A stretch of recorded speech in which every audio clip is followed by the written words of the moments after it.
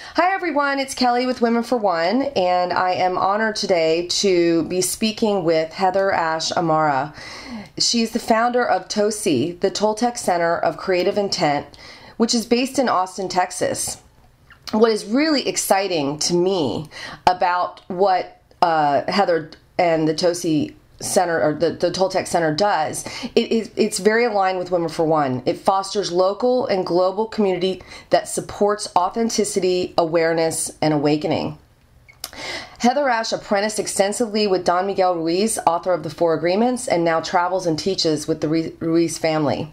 Raised in Southeast Asia, HeatherAsh has traveled the world from her childhood and is continually inspired by the diversity and beauty of human expression and experience. She brings this open-hearted, inclusive worldview to her writings and teachings. She is the author of The Toltec Path of Transformation, which we will be featuring on our site when we put this interview on, and No Mistakes, How to Turn Adversity into Abundance. So welcome, Heather, and thank you so much. Thanks so much, Kelly. It's really delightful to be talking with you and talking to all the women that are part of this amazing community of Women of One. Well, I'm very intrigued by the Toltec wisdom and your book. And so if, because I've been on my own path for many years, and I've obviously read the Four Agreements, but it's so interesting to go a little deeper into that. So can you kind of give our community an overview of what that is in generalities, and then we can kind of talk more specifically? Sure. The Toltecs were a group of people that chose to come together in Mexico, South and Central Mexico. And they're really curious about how we create our reality and how we can begin to dream the world in a different way. So they really saw that we as humans are the artists of our spirit, the artists of our life, and that's what the word Toltec means, is artists of the spirit. And that when we regain our attention, when we really bring our awareness to opening to what we're creating, we can then return to choice rather than acting out of our domestication, what we think we're supposed to create. We can actually say, what do I want to create? What's my unique expression in the world? Well, that's so beautiful, and it's so aligned with what we're aiming to do with Women for One and what the movement is about. It's about conscious choice and about taking action and creating that new vision for our lives. So it's very exciting to be talking to you, who's an expert and has been studying this for so long. The other question, the other thing that popped in my head when I was speaking about that is, I remember in that What the Bleep Do You Know movie, it just gave me that vision of when the Native Americans couldn't see the boat. I don't know if you remembered that. Is that what you're talking about? Absolutely. Yeah, and that was a beautiful scene. And what it showed is that if there isn't something in our consciousness, we don't see it. We don't believe it's real if we haven't had an experience of it before. And what it really showed us is how we filter reality. Mm-hmm. So since the Native Americans didn't think that ship could exist, they literally didn't see it. And as humans, we take on beliefs and agreements that limit what we see. It's like we have a filter that gets dropped over our eyes. And when we look out, we only see what that filter shows us. Right. Everything else gets filtered out. But if you have an agreement, I'm not good enough, then that filters and you start pulling in and only seeing the places that reflect you're not good enough. And the places where the world's going, you're great, you're fantastic, you're wonderful. You actually don't even see them. Right. Yes, I can equate that, and I'm sure a lot of women can equate that with many things in their lives. I'm not powerful, I'm not beautiful enough, all of those things in the subconscious. So you're saying you draw that then. Not even draw that, you just experience it as your perception perceives it. Is that what you're saying? Yeah, exactly. We create our reality by filtering out what we don't believe. And what we do believe, we then see.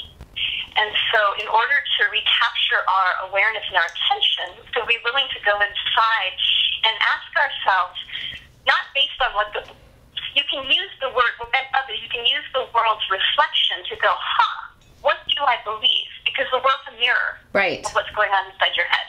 Okay. So when we use it as a mirror and get curious and and go, okay, well, what is the world showing me? Not what's the world showing me about me. What's the world showing me about my beliefs? Okay, that's a interesting. That I would want to change. Yeah, that's an interesting distinction. And I like that you use the word filter. I like that word. You've said that several times already. We filter out what we, can you say it again just to ingrain it in me? We filter out what we don't believe. Yes, so okay. One of my favorite stories is you imagine a little kid who's running around with their brother, and the brother knocks over mom's favorite vase, and the vase breaks all over the floor. And mom comes home, she's had a really stressful day, and starts yelling at the kids and says, which one of you broke my vase? And let's say that the older brother, who actually broke the vase, points to the little sister, points to you and goes, she broke it. And mom goes, you, in your room, go to your room. Your mom's just having a bad day. So you go to your room. Right. And sit on your bed. And what we as humans, we have an emotional reaction. When things happen, we have an emotional reaction. And that emotion is based on what we've seen. So it's what's modeled to us. So it's possible that this little girl could go sit on her bed and say, whoa, mom's having a really rotten day. She looks really stressed, and I know my brother was scared, so he just blamed me. They'll figure it out. I'm going to color till they come. It's possible. We can hardly even imagine that as a reality. Right. Because what we've been, the dream we're in now, what the Toltec call the dream of the planet, is based in scarcity and not enough in fear.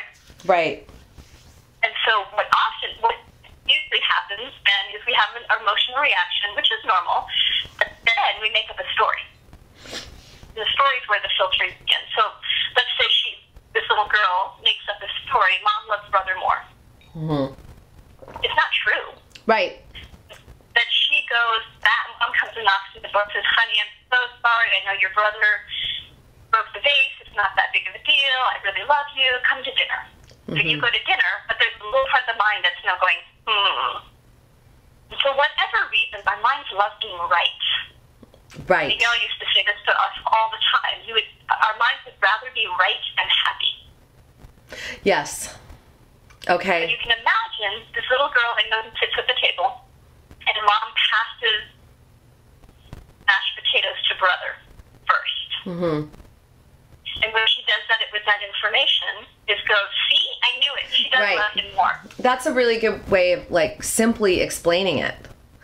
Yeah. With the stories we tell ourselves, and I was in a healing school for 4 years where I worked on my personality, and I worked on getting awareness about the stories I've told myself my whole life. And it was a big realization to me, because when you talked about the children and the parent-child, that I have 3 of my own children, and I was so worried when they were younger, when I was in the school, that I was going to, quote, wound them. And my teacher said, oh, honey, you already have, because they're making the choices to perceive what you're doing. They're going to do that themselves. So it's a perception with the mind that they're perceiving what their reality is that I'm doing, even though I can't get it right, is what she was saying, because it's their reality. Exactly. They're going to take that on. Right. Regardless. It was very helpful. So that makes sense. So moving on with that, what's the next steps? What are some tools that we can use to actually start getting awareness and awakening to this new reality of perceiving more of the positive, or more of the things that we can grow and create a better planet and more peaceful, have more peaceful lives? The first step is to increase our awareness. So the foundation of Toltec wisdom, and really many different spiritual traditions, is increase our awareness, to increase our capacity to witness what we're doing, and not believe what our mind is telling us, not believe the stories. To start saying, oh, that's an interesting story, rather than that story is true. And own it. Mm-hmm. Okay. Yeah, and that's a practice. It takes a while to learn how to witness. Most of us, our minds are geared to judge. Right. To see things and to judge ourselves or to judge others or to feel victimized. Mm-hmm. Mm-hmm. And so learning to become aware of, wow, I just judged myself really fiercely. Let me take a step back and make a different choice. Awareness helps us to get a lay of the land. And how I like to think about it is that the first step is if you're lost, the first thing you do is pull out your map, is to find where you're at. Right. You don't go, where do I want to be? Where do I want to be? That's not going to help get you where you want to be. The only way to go from where we are now to where we want to be is to be absolutely honest with ourselves around what the reality is we've created in our lives, what our mind is telling us, what our body's telling us, what our emotions are telling us, to be honest and to listen with new ears, but to listen not from the judge's point of view, but to listen from love's point of view and the desire to transform. Yeah, you have that yearning and that awareness, right? Yes. Okay. Yeah, and then you can start transforming. Once we have the awareness, sometimes all it takes is the awareness. That's what I was thinking. Sometimes it does, right? Yeah. That's all it takes. Mm-hmm. Just getting aware and knowing where you want to be, or knowing where you are. That's what it's about. Knowing where you are and being aware and not getting so attached to the stories that we're telling ourselves. Exactly. And so sometimes the awareness, we just go, oh, well, I don't really believe that. And then it's easy to shift. It's just like, oh, well, that's something silly. Boom, and we shift it. And other times, the patterns are a lot deeper. Mm-hmm. So all of us have patterns in our lives that seem to cycle over and over again. That's just the deeper beliefs that we have. And so what I tell people and tell myself is that if there's a belief that you bring your awareness to and it doesn't shift, it just means there's more work to do, and that you get to take that then into transformation, taking one energy and transforming it into another energy. Right. And there's a lot of different tools for that. Two of my favorite. One is to do more things that inspire us. So one is just more to feel into, what do you love to do? Okay. Do more of those things. Because what happens is when we do more of the things that inspire us, we get happier. And it's easier, we have more energy, and it's easier then to not believe the old stories and the old lies we're telling ourselves. Right. And the second way, there's many ways, but the second way is cleaning. So I talked about this in my book, The Elements, right. Path of Transformation. That's right. And which is the 4 elements of change, which is about cleaning the beliefs that are wrong. And it's like we have that willingness, like you said, willingness is crucial. And the willingness to clean means that we take it step by step. So if you're going to clean out a closet, the first thing you have to do is open the door. Right. And the second thing is to pull everything out.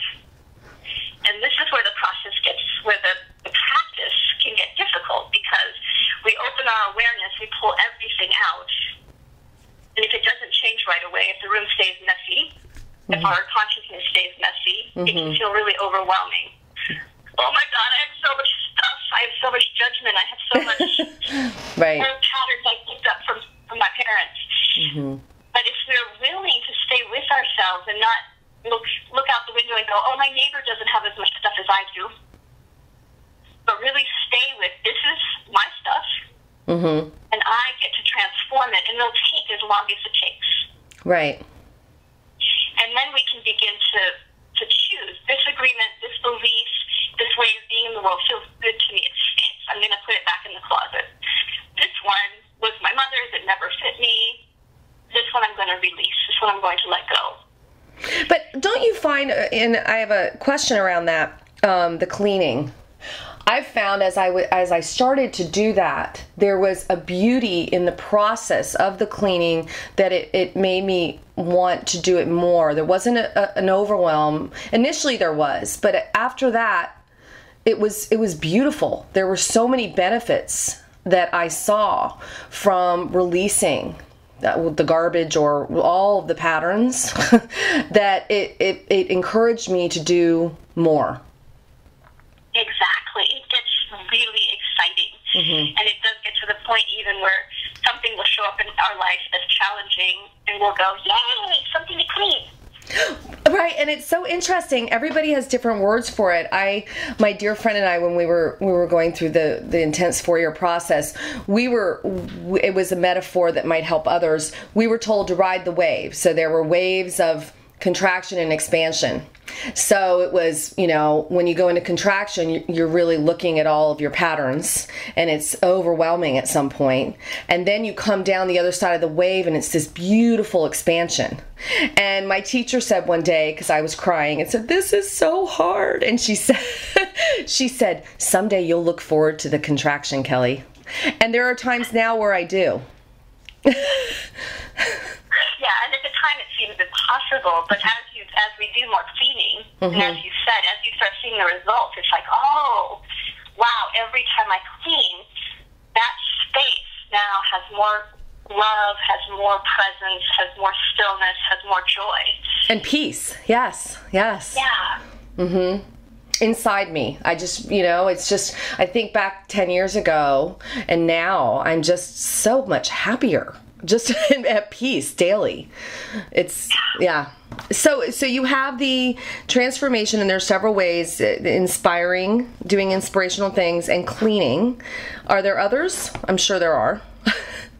Yeah, another one is opening, and it's what your teacher was saying. There's going to be contraction, there's going to be expansion, there's going to be struggle and pain. Sometimes there's going to be moments of just bliss and joy and ecstasy. And what we can do is learn to open to everything. So that practice of opening to everything, and even opening to our resistance, opening to our fear. And when you say open, can you explain that a little bit more? The opening. Yeah. One of the best ways to see it is if you've ever been in physical pain, that when we concentrate on the pain, when we think about the pain, it gets worse. And when we let our awareness feel all the rest of our body and soften, and that's what I call opening. When we open to it rather than clench around it, the pain lessens. So resistance is pain. Resistance is pain on some levels. Yeah, exactly. And the trick is to not resist our resistance. So there are tools, right? There are tools, obviously, to be able to do that, because that is a big undertaking for me personally, and I think for a lot of people in the world, to not resist our resistance. Yeah, and it's just a habit. The truth is that's just a habit.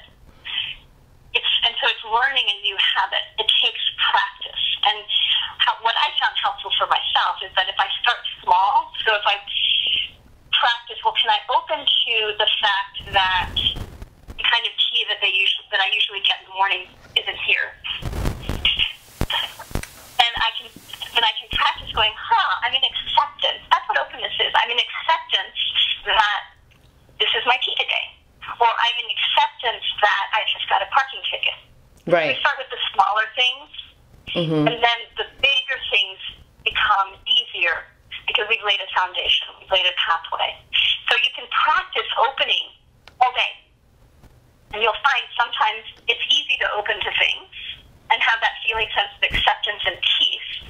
And some things you'll feel a contraction, a closure. And then practice opening to the contraction and the closure. Oh, hello, sweet contraction. Wow, you're doing that really well. Like just having an awareness of when you're contracting, and then setting your intent to, in that moment, practice opening. Yes. It makes me think of childbirth as well. You know how people say it's birthing, it's opening to it. That's what, when you talk about it, it reminds me of that, because in childbirth you're told to allow for and not resist and open. Yeah. Yes, and that's the great thing about childbirth is that there's a gift on the other side of the pain. And if we can feel this, if we can take that same message into ourselves and know the difficult times that we go through, they're all births. There's a gift on the other side. Right. That's a beautiful way to think of it. There are gifts every time we open. And what's every time. And it's so beautiful because it's a lot of times it's a mystery what the gift is. It's this opening to this mystery of the gifts. Exactly. You know, I went through a huge experience last year. The same week that my book came out, my husband and my teaching partner and my beloved and my business partner moved out within a week. Wow. So I had this birth of my book and this incredible loss of my beloved. Right. And, you know, my first thought was, okay, go read that book about transformation that I just wrote. And the first line, it's very funny. The universe has a great sense of humor. The first line of my book says, have you ever had your world turned upside down by change? Or in an instant. And I was like, I basically slammed the book shut and said, heck you, HeatherAsh. Yeah. And then I opened it again and went, okay, now I get to live this. How am I going to do this? Right. And it was a year of, but I really, for the first time, I felt like my heart was broken. And I'd never let myself have the experience. I kind of jumped from relationship to relationship. Mm-hmm. And so to be in the middle of intense grief, intense pain, intense transformation shift, and to get to practice opening through it, it didn't make the pain go away necessarily. It still took a long time to heal. It took its time. But I stayed present with myself, and I really watched the process of healing and made a commitment to be present and love myself through the process, however long it was going to take. That's wonderful. So, it was incredible. It took a year. And I learned so much. I mean, from staying with myself, I learned so much. And now my compassion for other women going through divorce or separation or big change is so huge. Like, that was one of the gifts. Absolutely. And I went through a divorce as well, and I made the choice initially to leave, and it was still a very painful. It was more for me the fracture of the idealized image of the family, but to go through years of experiencing that loss. I mean, it took years to reform what I thought, what I really wanted to create. And the compassion I have now when people are going through divorce or there's a loss in the family or grieving is so more empathetic now. It's empathy. I get it. In my own experience, but I also understand that they're going through a lot. So that's beautiful. Thank you for sharing that. So what do you think how does the Toltec wisdom support modern issues for women today throughout the world? Great question. It's so wonderful that these ancient shamanic techniques like the Toltec and so many other traditions really support us today. And they're really important. I think it's very important for us to go back to the teachings of people that were really in touch with Earth and the cycles. And one of the biggest issues I've seen, or that when I talk to people and talk to women, is how fast everything's moving. Mm-hmm. How quickly change is happening in our lives right now. And that's one piece. And another piece is around reclaiming our power as women. As women are really waking up to see the places that we've given our power to other people. We've given our power to who we think we should be. Mm-hmm. And I feel like we're all collectively as women in a process now of reclaiming our power from the images of who we thought we should be, as well as from the people that we've given it to.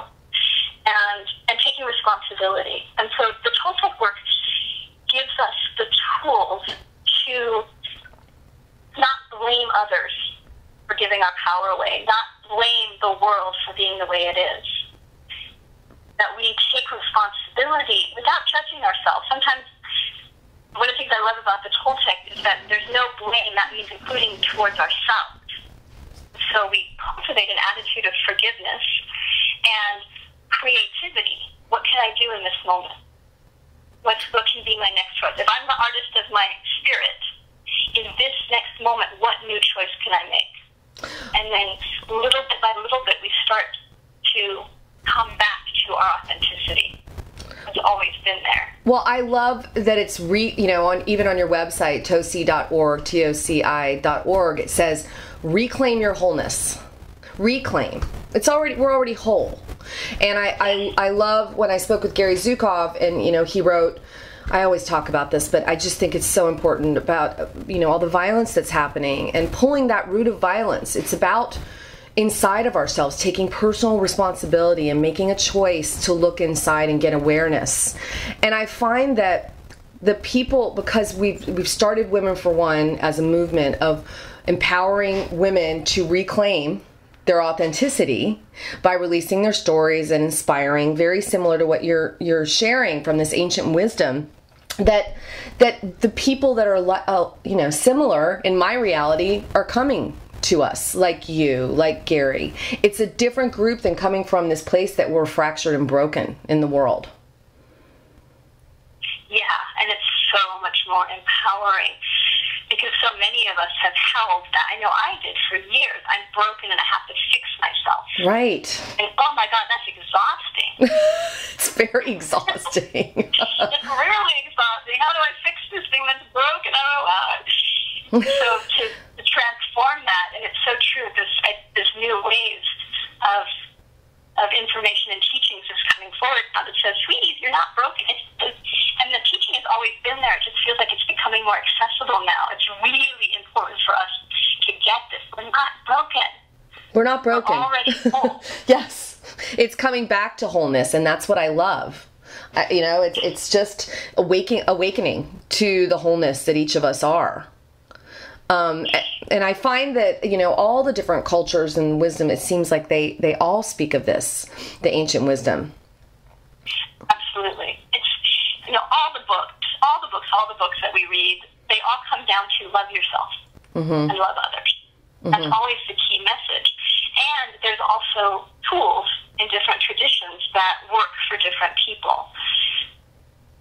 So we're at such a lovely time right now because there are so many tools available, because there are things like Women for One and the capacity for us to come together across continents and share wisdom and information. Absolutely. And it was so interesting. The team member I have in Cairo, the young woman that's PhD student at Cairo University, she was speaking, she's Muslim. And we just had this beautiful conversation the other day about her religion, because I'm not as informed about the Muslim religion, and I'd like to be. And it's all about God, and we are all whole, and to love yourself. And it was just so beautiful to hear that it's very similar. The teachings are really similar throughout each of the different traditions and religions. Yes, and there's so many beautiful teachings when we let ourselves go and explore rather than thinking we know. So much beauty. Right, absolutely. So, in moving forward, so what plans do you have with your book and with the Toltec Center? What are you currently doing? I'm working on two projects right now. The first one is with my dear friend, Miguel Ruiz Jr., so Miguel Sr.'s son, and also with Miguel Sr. We're creating a website and a program called Living the Four Agreements. Wow. And the Four Agreements are the foundation of the Toltec wisdom brought forward by Don Miguel in his lineage, in our lineage, which is called the Eagle Knight lineage. And it's really based on using these four new agreements to completely rewire our lives. So I'm really excited. I'm so passionate about the four agreements. Really briefly, those are: be impeccable with your word. Don't take anything personally. Don't make assumptions, and always do your best. So when we live even just one of these agreements, it really transforms our life. So we're going to talk about really specific tools of how to do that. And I'm just finishing up a new ebook that's called Living the Four Agreements that will be available soon, and we'll start our new program in the fall.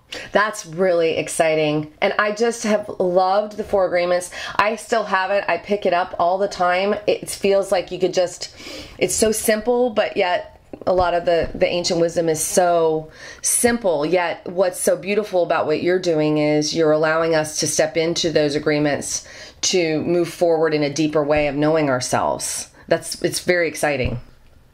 It is exciting. It is exciting. And I love helping all of us. I love teaching because I get to teach myself constantly and remind myself constantly that to take it from an idea, from a concept, and really bring it into how do I not take things personally when my boss is yelling at me? How do I not make an assumption when I'm so habituated to trying to figure out what's happening, what's going on, when I'm so used to making up stories? How do I really do my best? So we'll be working in a really practical way to support all of us and to create community. That's beautiful. Well, I'm looking forward to that. And then do you have a piece of wisdom? I always ask people I interview because it's so beautiful to hear different nuggets of wisdom for our community globally.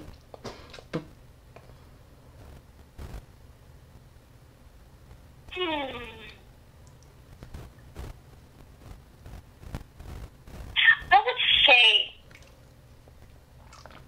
every morning that for each of us, every morning, if we can wake up and connect to all the beings that we know that are on the path of transformation and healing, and to really consciously connect ourselves to a new dream. That's beautiful. And then take our actions based on that. Consciously connect ourselves to a new dream. That's beautiful. It's tough in the world because the world is still in an old paradigm. And those of us that are creating transformation, we're in a bubble of this old dream that's starting to change.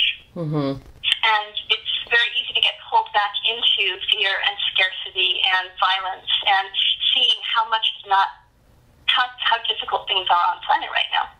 Mm-hmm. And so if we can anchor ourselves and say, no, I'm standing for this dream, and there's a lot of other beings standing for this dream, that we can then bring our love and our compassion and our fierceness and our creativity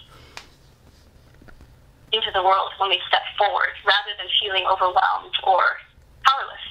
We're really not. We all have tremendous power within us. And that's so beautiful, and I usually end there, but it just made me want to ask one more question, just to ask your opinion on this. So when you're talking about the dream, I was sitting with my kids the other night, and I believe we're always dreaming. And so I am very aligned with what you're speaking about.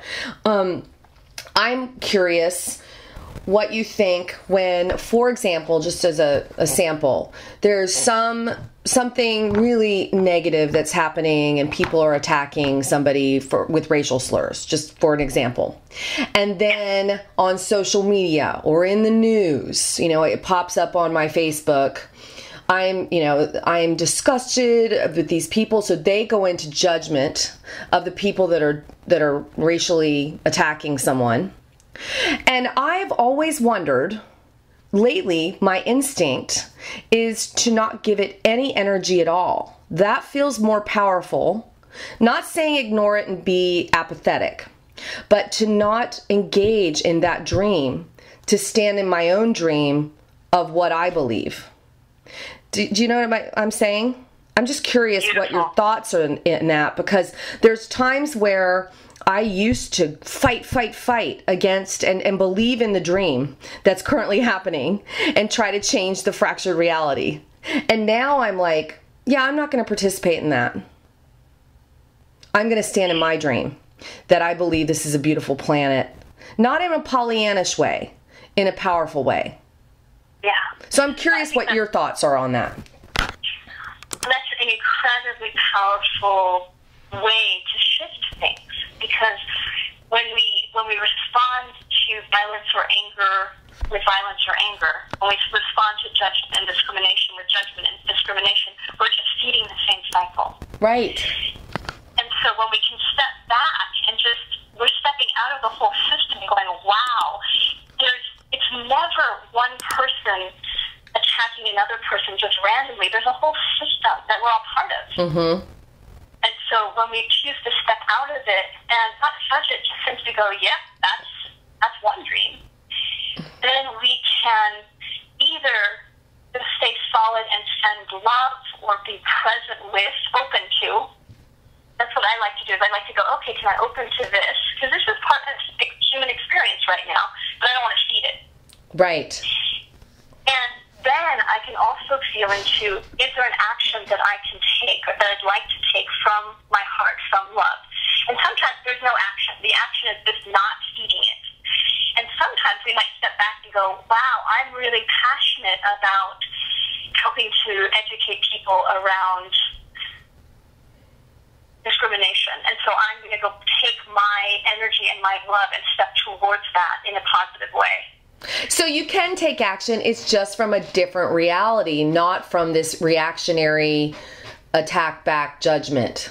It's from a powerful place of love and from the heart. Yes. That's beautiful. You made that so, I said it so unclearly, and then you just transformed it into this beautiful clarity. Thank you. And that was a great answer. It was very helpful to me. Good. Well, thank you, HeatherAsh. I am so excited to have spoken with you. This has been beautiful. I could talk to you for hours about this. I would love to do that, but I really appreciate you speaking with our community, and I loved what you said at the end about the connecting. Wake up and connect with all the people in the world, and consciously connect with that new space we're creating. Yes.